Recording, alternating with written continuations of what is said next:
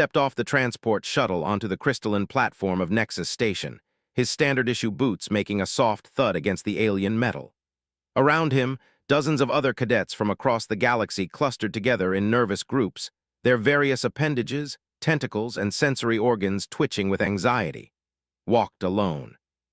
The Galactic Military Academy's final trial was legendary among the stars. Every species that had achieved sent their finest young warriors to compete for a place in the elite Stellar Defense Corps. Out of thousands who applied each cycle, only a handful would emerge victorious from the proving grounds of Prime. Prime, even the name made seasoned warriors pause. It was a world where evolution had taken a particularly aggressive turn, where every creature from the smallest insect to the apex predators had been honed by millions of years of constant warfare. The planet served as the ultimate test, because survival there required more than just strength or intelligence. It demanded something that couldn't be taught in any academy. "Attention, cadets!" The voice boomed across the platform from Admiral, a towering whose blue-scaled hide bore the scars of countless battles. His 4 eyes swept across the assembled group with calculating precision. "You stand at the threshold of greatness. Below us lies Prime, where you will face the ultimate trial. You have 72 standard hours to reach the extraction point at Mount Severance. No weapons, no technology, no communication devices. Only your training, your instincts, and whatever courage you can muster." A ripple of nervous energy passed through the crowd. Noticed how the cadets, massive, bear-like creatures from a high-gravity world, unconsciously moved closer together. The ethereal, with their gossamer wings and crystalline bones, practically vibrated with fear. Even the whose species was renowned for their combat prowess seemed uneasy. Remained still, his dark eyes focused on the swirling green and brown surface of the planet below. Earth had been discovered by the Galactic Council only 50 standard years ago, and humanity was still considered a curiosity. Most species viewed humans as soft, fragile creatures from a moderate world with no particularly impressive physical characteristics. Had heard the whispers during his time at the Academy, how did a creature from such a peaceful planet even qualify for the trials? They would learn soon enough. "The drop pods are equipped with basic life support for the descent only," Admiral continued. "Once you touch down, you are on your own. Remember, this is not just a test of survival. We are looking for leaders, for beings who can face the unknown and emerge stronger. The Stellar Defense Corps protects trillions of lives across thousands of worlds. We need officers who can carry that burden." One by one, the cadets were assigned to their drop pods. Found himself grouped with 5 others. A young whose crimson scales rippled with barely contained aggression. A female whose massive frame dwarfed even a whose wing patterns indicated high nobility among their kind. A whose tentacles writhed with nervous energy, and whose compound eyes missed nothing. As they approached their assigned pod, sneered at, "I do not understand why the Academy allows primitives from backwater worlds. This trial will separate the true warriors from the pretenders." Simply nodded, checking the pod's basic systems with practiced efficiency. During his 3 years at the Academy, he had learned that words were rarely worth wasting. Actions spoke far louder in the void between stars. The pod's interior was cramped, designed for maximum efficiency rather than comfort. As the other cadets strapped themselves in, noticed their pre-mission rituals, sharpened his claws on a specially designed strip built into his harness, performed breathing exercises that made her massive chest rise and fall like a bellows. Its wings fluttered in complex patterns that recognized as a prayer sequence. Secreted a thin layer of protective mucus over his skin, while Al's antennae twitched as he processed chemical signals that only he could detect. Closed his eyes and thought of home. Not Earth specifically, but home as he had come to understand it. The small apartment where his grandmother had raised him after his parents died in a mining accident. The way she had taught him to notice everything. The behavior of the neighbor's dog that indicated strangers approaching. The sound of settling that meant the building's foundation was shifting. The subtle changes in people's voices that revealed their true intentions. "Earth is not a gentle world," she had told him countless times. "We just learned to hide how dangerous we are." The pod shuddered and broke away from the station. Through the small porthole, watched the other pods scattered across the sky like falling stars. Soon, they would land in different regions of Prime, and the real test would begin. The descent was rough, the pod's heat shield glowing cherry red as it carved through the dense atmosphere. Alarms blared as they hit unexpected thermal layers and felt the familiar weight of high-G forces pressing against his chest. Around him, his podmates groaned under the strain.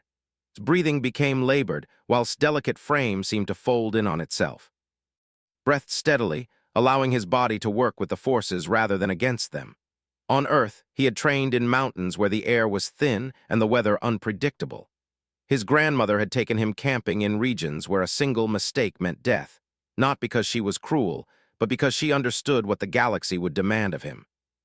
The impact came suddenly, jarring everyone forward against their restraints. Warning lights flashed as the pod systems ran diagnostics on their new environment. Atmosphere, breathable but rich in nitrogen.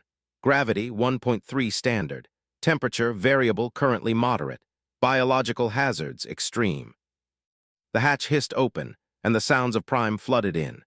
It was unlike anything it heard before, a symphony of roars, clicks, screeches, and hunting calls that spoke of a world where death lurked behind every tree.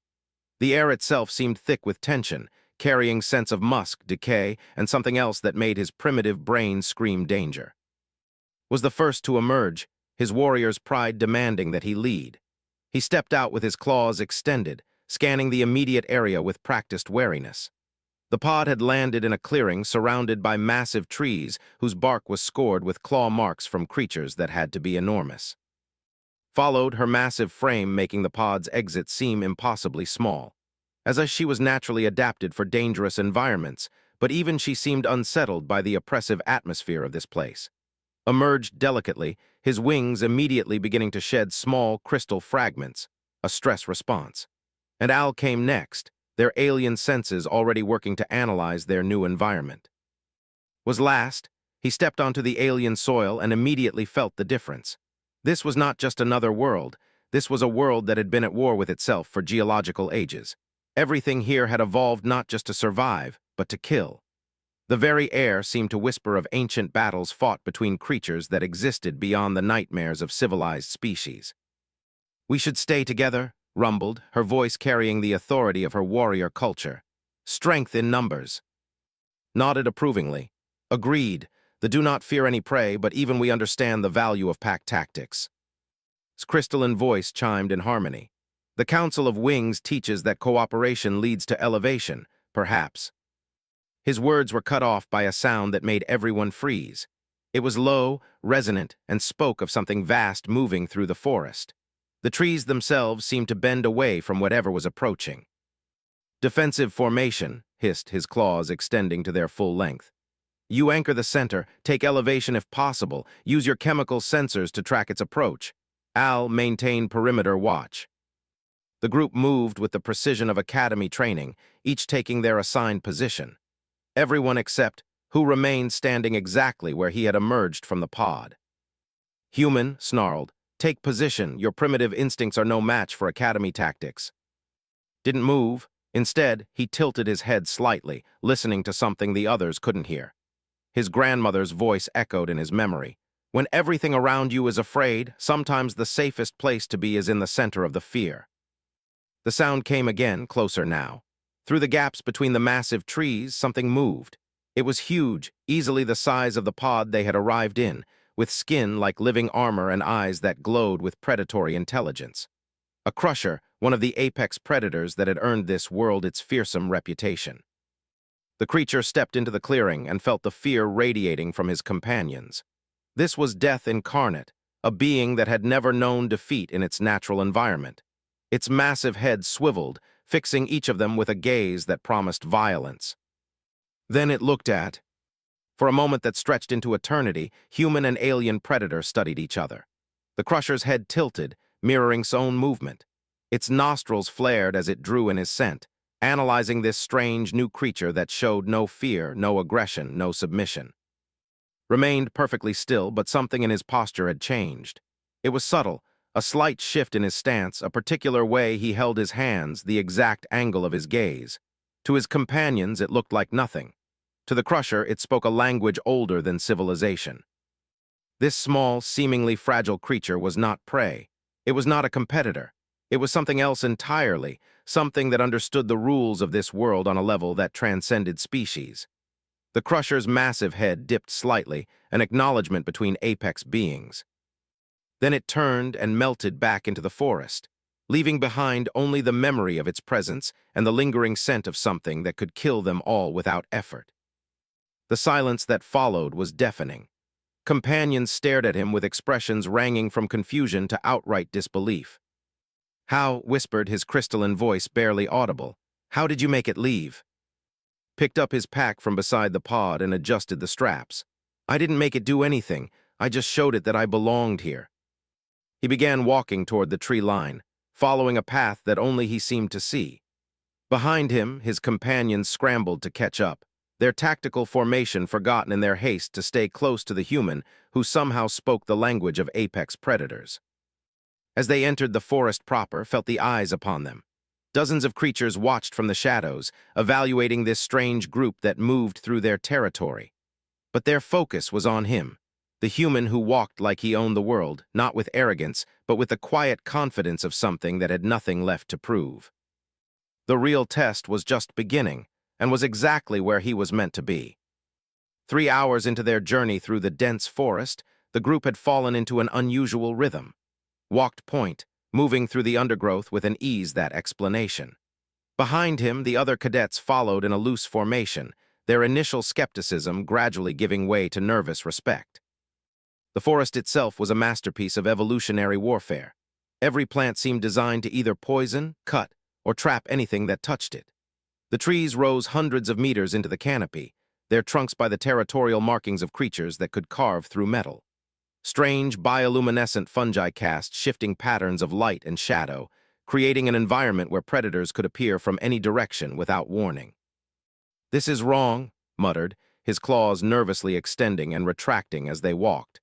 "We should have encountered at least 3 hunting packs by now. The intelligence briefing said this region was saturated with apex predators." His tentacles writhed as he processed the chemical traces in the air. "He's right. I'm detecting scent markers from razor cats, shadow stalkers, and at least 2 species of dire wolves. They're here watching us, but they're not attacking." His massive head swiveled as she scanned the trees above them. In tradition, when predators refuse to engage, it means they recognize something more dangerous than themselves. What are they seeing that we're not? Paused at what looked like an impassable wall of thorned vines, each spike glistening with paralytic toxin. Without hesitation, he reached out and touched one of the vines near its base. Instead of stabbing him, the plant seemed to sense his presence and slowly drew back its thorns, creating a narrow passage. "By the 7 moons," breathed, his wings fluttering in agitation. "The flora is responding to him like he's part of the ecosystem." Turned back to address his companions, and for the first time since they'd met, he spoke more than a few words. "My grandmother taught me that every world has rules.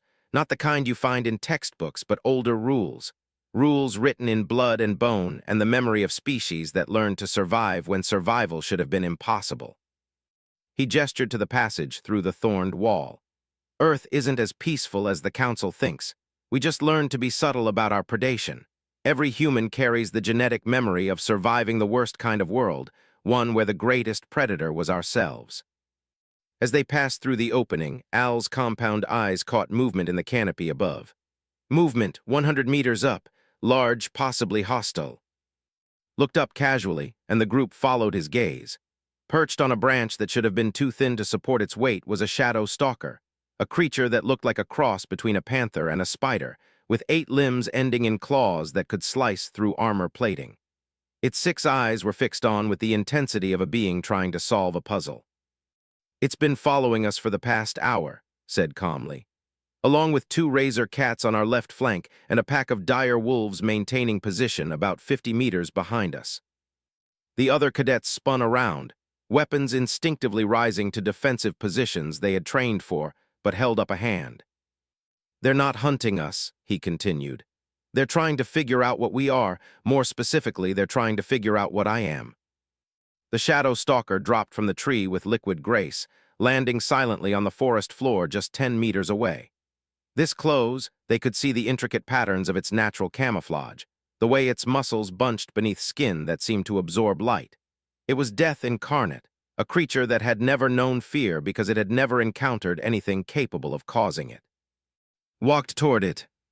"Human, no," hissed, but something in its posture stopped him from interfering. approached the shadow stalker with the same calm confidence he had shown the crusher. When he was close enough to touch the creature, he stopped and slowly crouched down, bringing himself to the predator's eye level.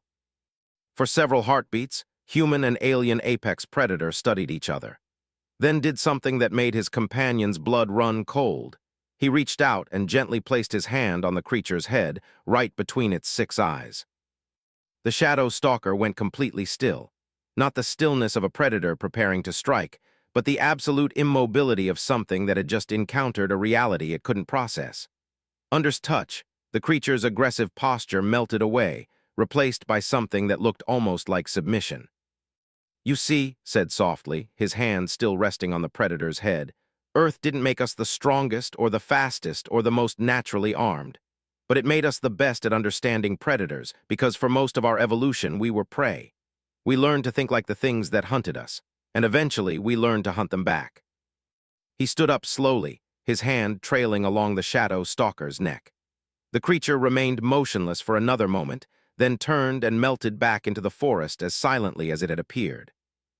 "The thing is," continued, shouldering his pack and resuming their journey, "once you learn to hunt the hunters, everything else becomes a conversation."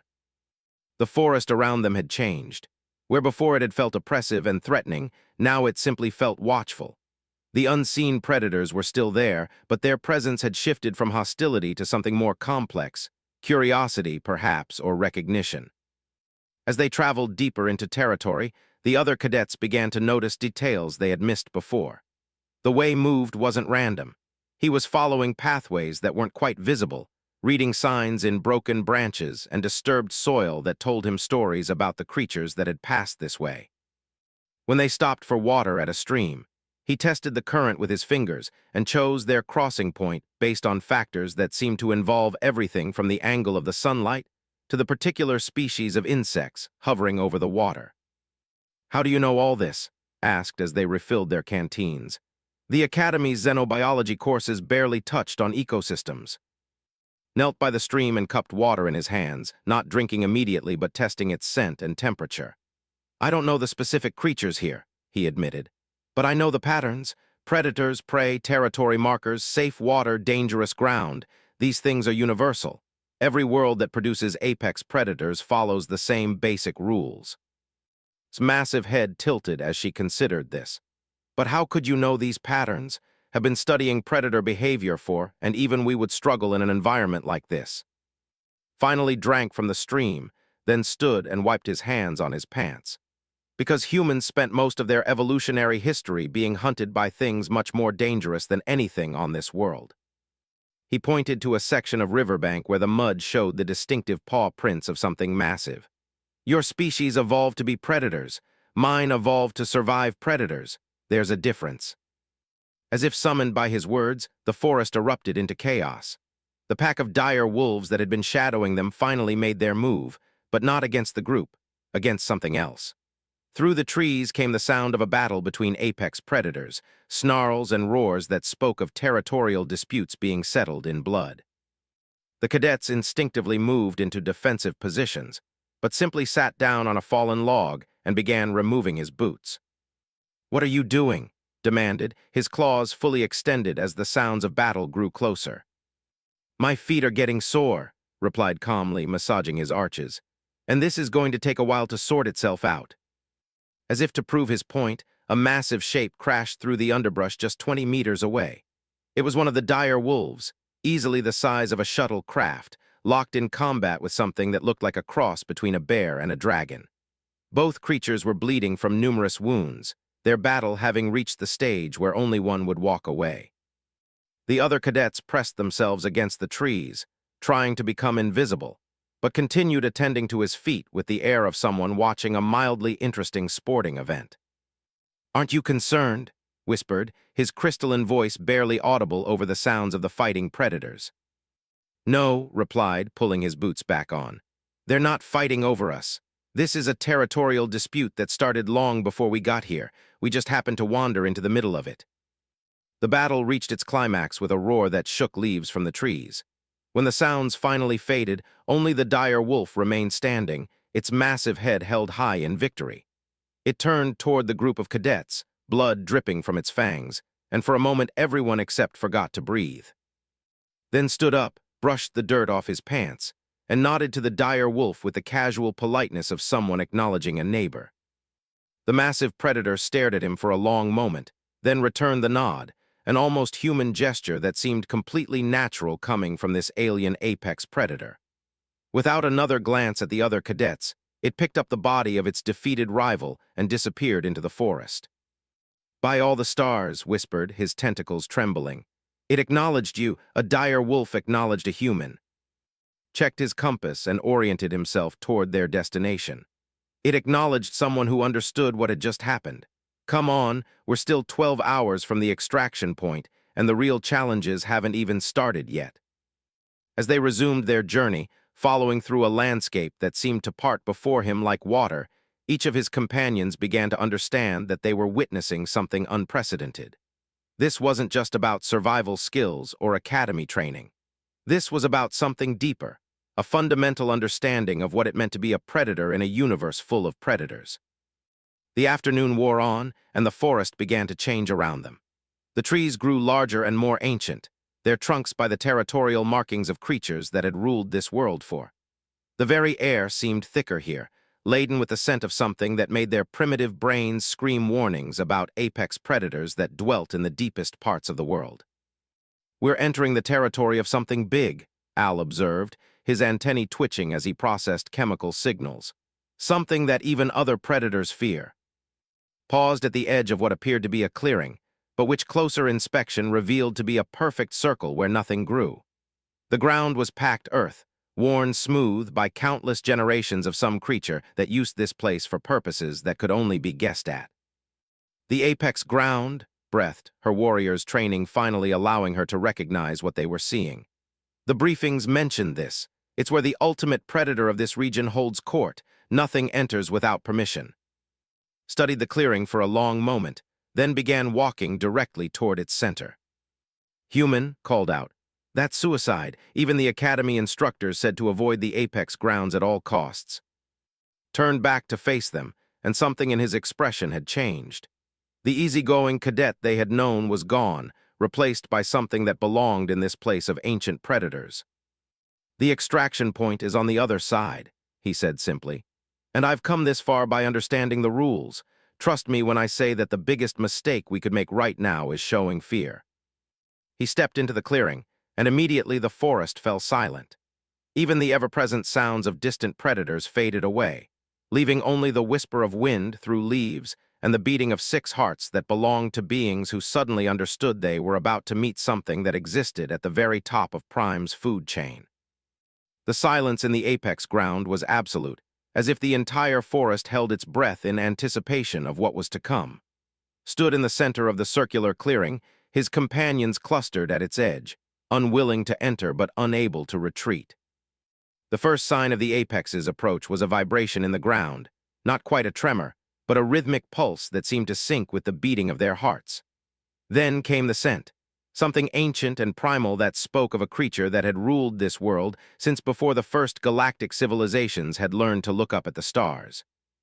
Trees at the far edge of the clearing began to bend inward, not breaking but yielding to something so massive that even the ancient wood acknowledged its dominance. The other cadets pressed themselves against the tree line, every instinct screaming at them to run, but remained motionless in the center of the clearing. When the apex finally emerged from the forest, description. It was like trying to explain the concept of a mountain to someone who had only seen pebbles. The creature stood nearly 15 meters tall at the shoulder, its hide bearing the scars of 1,000 battles across what might have been centuries of existence. 6 legs supported its massive frame, each ending in claws that had carved the territorial markings they had seen throughout the forest. Its head was vaguely reptilian, but evolved far beyond anything that had ever existed on Earth, with eyes that held an intelligence that was both alien and terrifyingly familiar. This was what apex predation looked like when it had millions of years to perfect itself. The creature's gaze swept across the cadets at the edge of the clearing with casual dismissal. They were insects beneath notice, but when its attention fixed on, something changed. The massive head tilted, studying this small creature that stood unafraid in its domain. met the apex's gaze directly, and his companions saw something that would stay with them for the rest of their lives. In that moment, the human cadet wasn't trying to project confidence or suppress fear.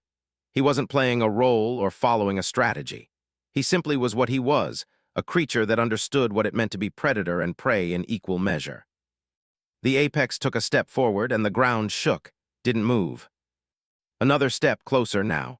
The creature's breath was visible as it exhaled, carrying the scent of countless kills across centuries of dominance, remained perfectly still. When the apex finally stopped, its massive head was less than 2 meters from. This close, they could see the intricate patterns of its hide, the way its eyes tracked micro-movements with predatory precision, the subtle play of muscles beneath skin that could probably deflect most weapons in the galactic arsenal. For what felt like an eternity, human and ultimate predator studied each other in perfect silence, then did something that made his companions question everything they thought they knew about courage and madness. He reached out and placed his hand on the creature's snout. The apex went absolutely still, not the stillness of a creature preparing to strike, but the complete immobility of something that had encountered a reality it had never experienced before.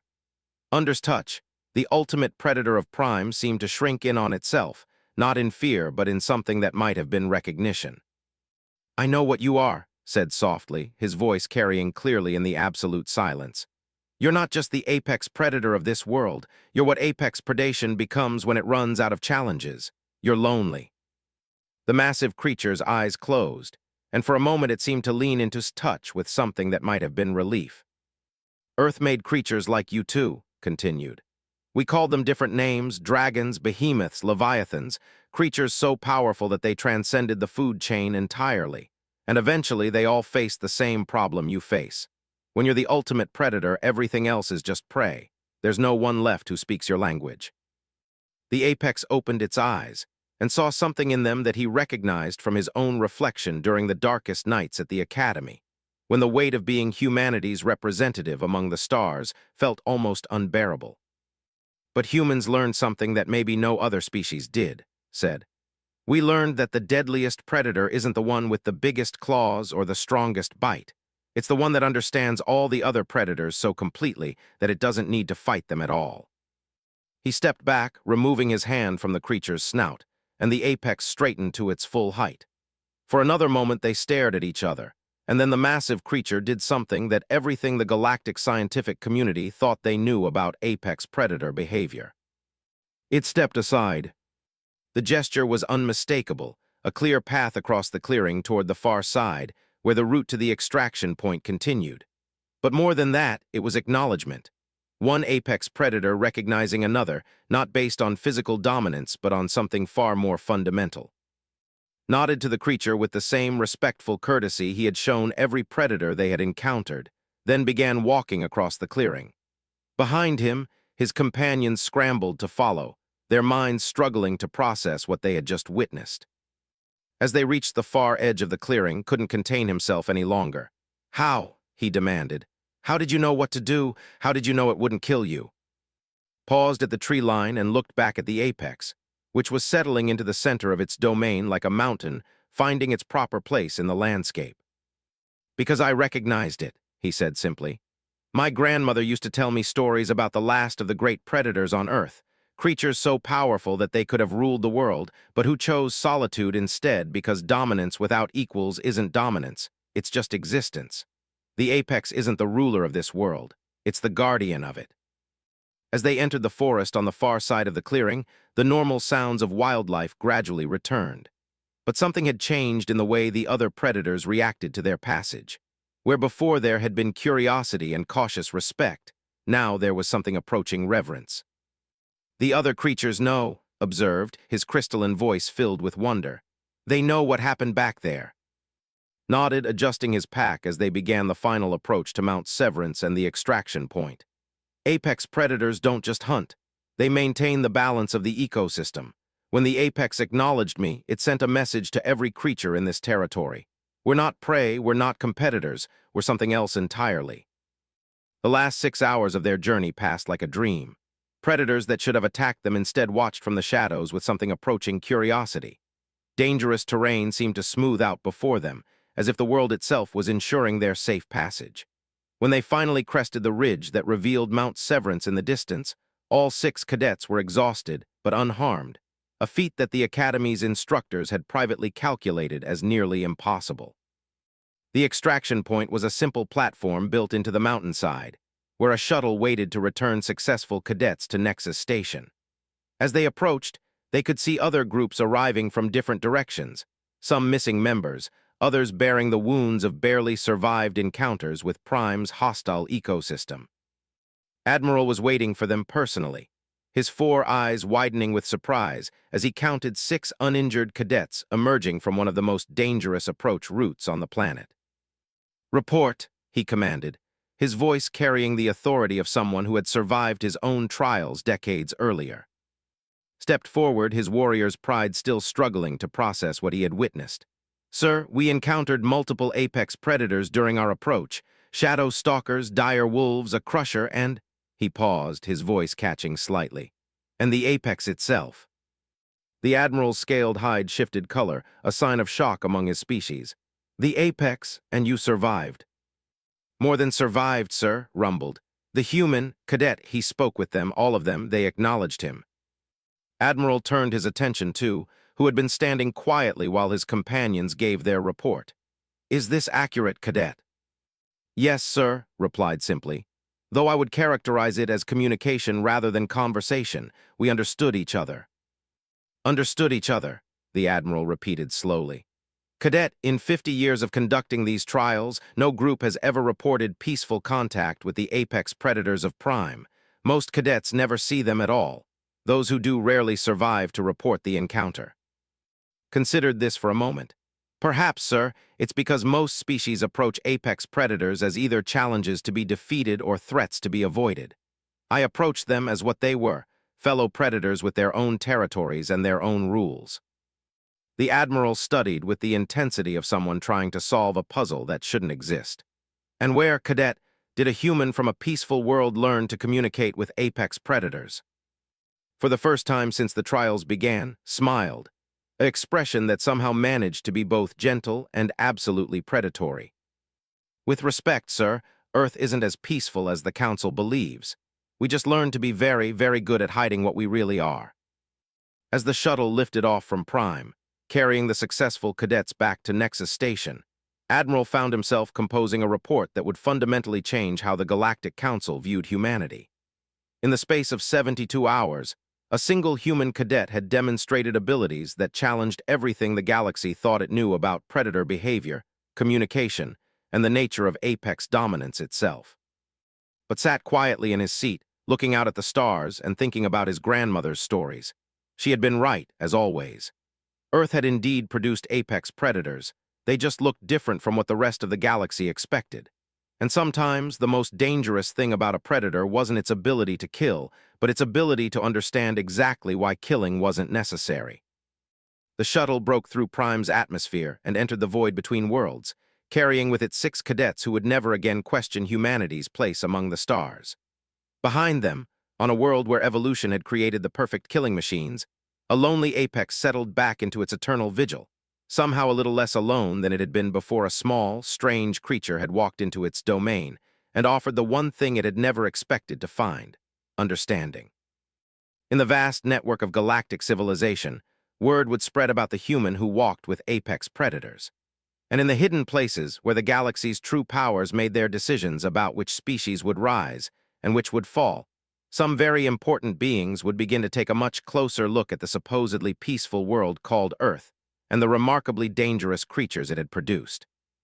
Closed his eyes and dozed as the shuttle carried them toward their new lives as officers in the Stellar Defense Corps, secure in the knowledge that his grandmother would have been proud. After all, she had always said that the best predators were the ones nobody saw coming.